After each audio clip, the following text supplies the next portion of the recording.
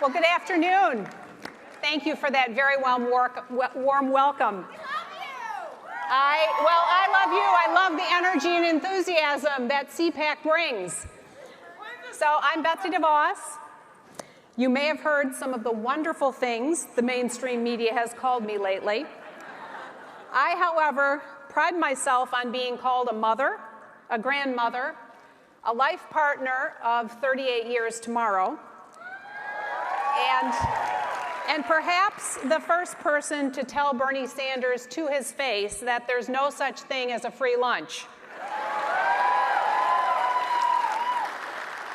The media has had its fun with me, and that's okay. My job isn't to win a popularity contest with the media or the education establishment here in Washington. My job as Secretary of Education is to make education work for students. But today we know the system is failing too many kids. How do we know that? Our nation's test scores have flatlined. 1.3 million children drop out of school every year. And because the previous administration spent $7 billion of your dollars on school improvement grants, thinking they could demonstrate that money alone would solve the problem. Yet their own report, issued as they walked out the door, showed that it had zero impact on student outcomes and performance. They tested their model and it failed miserably. Now, this is not an indictment of teachers. We all know great public school teachers. My mom was one. Good teachers make a real difference. Good teachers deserve to be honored and compensated accordingly.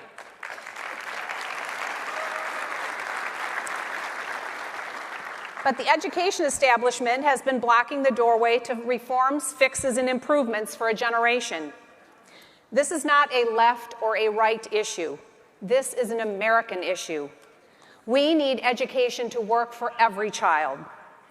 So let me ask you, do you believe parents should be able to choose the best school for their child regardless of their zip code or family income? Yeah. Me too, and so does President Trump. We have a unique window of opportunity to make school choice a reality for millions of families.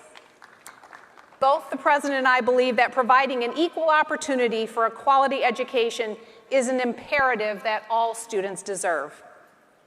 So now let me ask you, how many of you are college students? Well, the fight against the education establishment extends to you too. The faculty, from adjunct professors to deans, tell you what to do, what to say, and more ominously, what to think. They say that if you voted for Donald Trump, you're a threat to the university community. But the real threat is silencing the First Amendment rights of people with whom you disagree.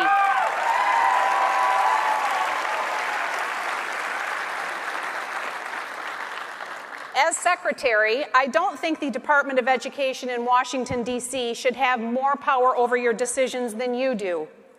I took this job because I want to return power in education back to where it belongs, with parents, communities, and states. We can do this, but only with your help. Defenders of the status quo will stop at nothing to protect their special interests and their special gig. So we need you to engage, to be loud, and to never stop fighting for what we believe.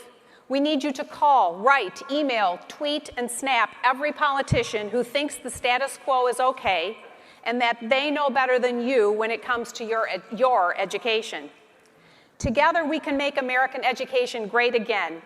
The next generation deserves no less. Thank you, and I look forward to fighting alongside of you. Thanks.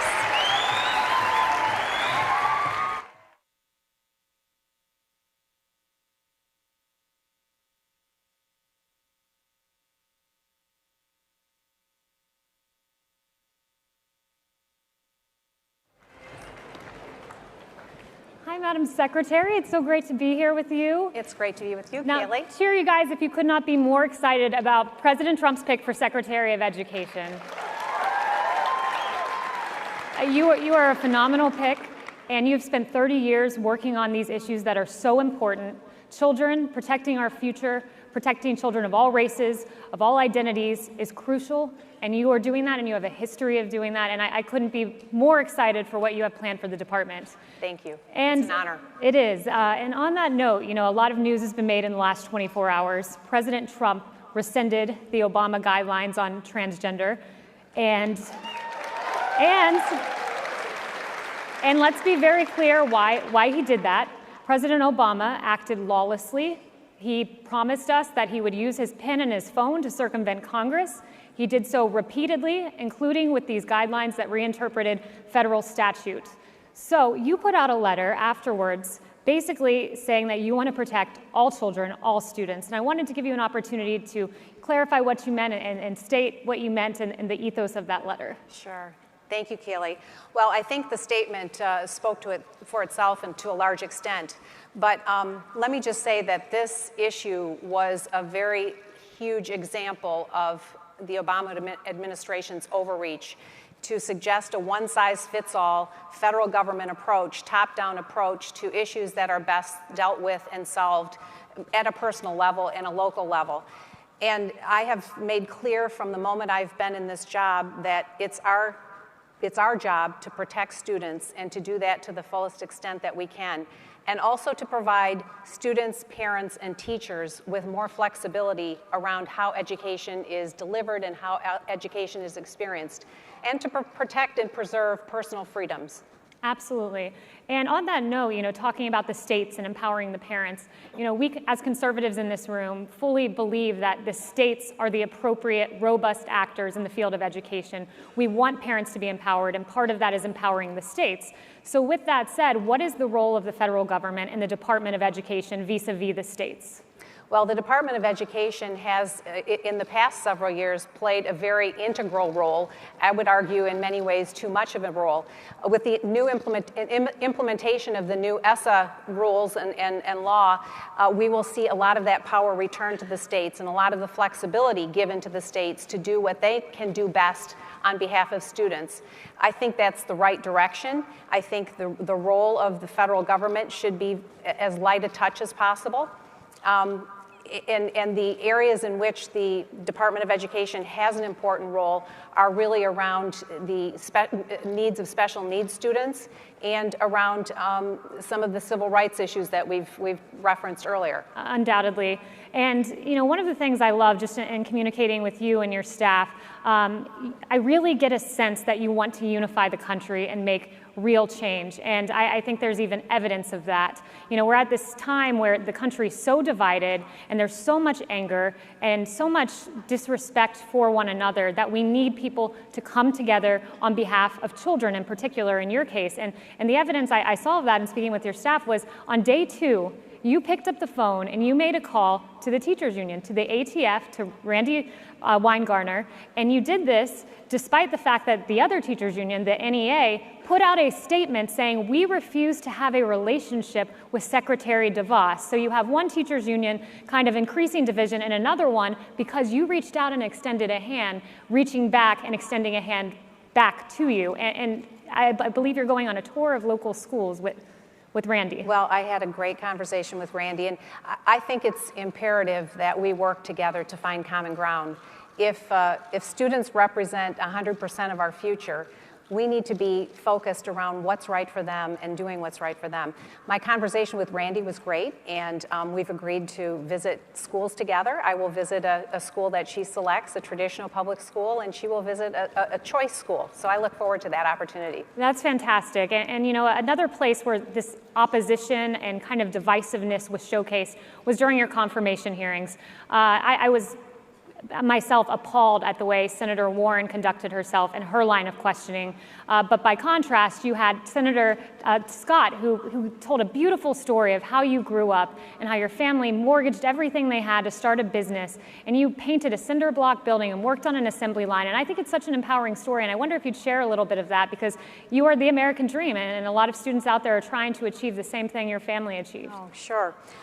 Yes, my dad was a great entrepreneur and inventor. And I recall well as a young child, about 7 or 8 years old, painting the first building with him as he put up a cement block building with his first factory that was a result of mortgaging everything. And I worked through different summer jobs at the plant, third shift on the visor plant. So he invented the lighted sun visor for automobiles. So anybody who enjoys those, you can thank my dad for that great invention. I think it was at the urging of my mom. She'd like to be able to see to put lipstick on while they were going somewhere at night. But yes, it was a really important experience for me to grow up in a home where everybody pitched in and where my parents really modeled what it was to pursue the American dream in a really meaningful way. Absolutely, that's a great story. And turning in another page, because I heard you ask the audience who in here are college students, and I heard a lot of cheers. Something that's really important to students, conservative students in particular, I'm a recent law school graduate, so I can empathize with the students out there, is academic freedom. Because a lot of times on college campuses, you feel that you speak at your own risk if you speak conservative thought. You are oftentimes bullied by your peers and sometimes even your professors and your educators. So what advice would you have to students out there who desperately want to share conservatism but feel bullied in doing so? Well, I think my first advice would be don't shut up. Keep talking. Keep making your arguments.